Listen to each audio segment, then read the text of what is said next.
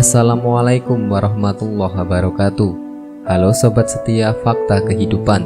Tidak lupa kami sampaikan salam sehat, salam sejahtera. Semoga tercurah segala bentuk kebaikan dan juga kita semua dalam lindungannya.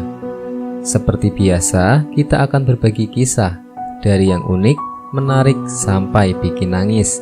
Mari kita simak kisahnya.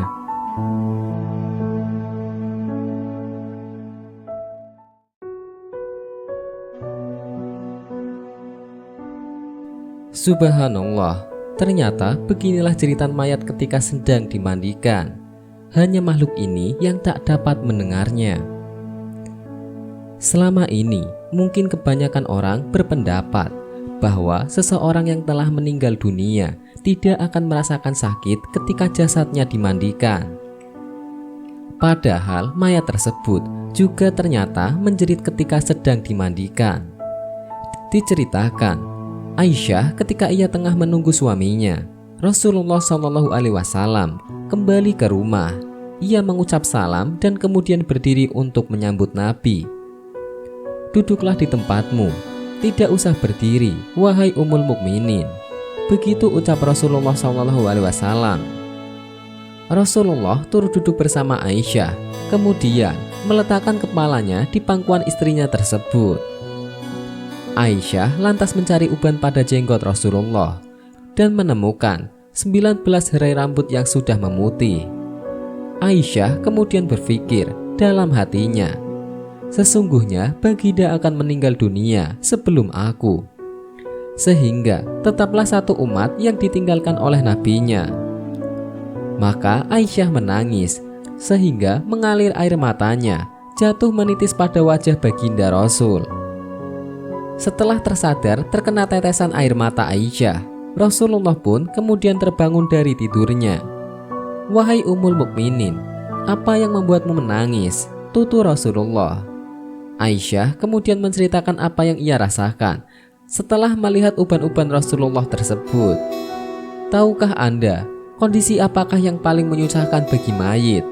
kata Rasulullah. "Tidak ada kondisi yang paling menyusahkan atas diri mayit dari saat keluar dari rumahnya. Anak-anak yang ditinggalkan berada di belakang serta menangisinya," ucap Nabi. "Itu memang menyakitkan, tapi masih ada lagi yang jalan pedih dari itu," sahut Rasulullah. "Tidak ada kondisi yang lebih berat atas diri mayit dari saat dia dimasukkan dalam liang lahat dan dikubur di bawah tanah. Para kerabat, anak dan istrinya meninggalkannya pulang. Setelah itu, datanglah malaikat Mungkar Nakir dalam kuburnya," ujar Aisyah. Rasulullah tersenyum mendengar jawaban istrinya ini. Nabi lantas menjelaskan bahwa sesungguhnya saat yang paling berat bagi mayit adalah ketika datang tukang memandikan mayit. Pemandi jenazah biasanya akan melepaskan cincin yang dipakai si mayit, melepaskan pakaian kemudian memandikan. Saat itu, ruh akan menjerit kuat di mana suaranya dapat didengar seluruh makhluk kecuali jin dan manusia. "Apa yang diserukan oleh roh itu ya Rasul?" tanya Aisyah. "Hai tukang memandikan, demi Allah, aku mohon kepadamu agar engkau mencopot pakaianku dengan pelan-pelan. Karena sesungguhnya saat ini aku sedang istirahat dari sakitnya pencabutan nyawa malaikat maut," begitu kata Rasulullah.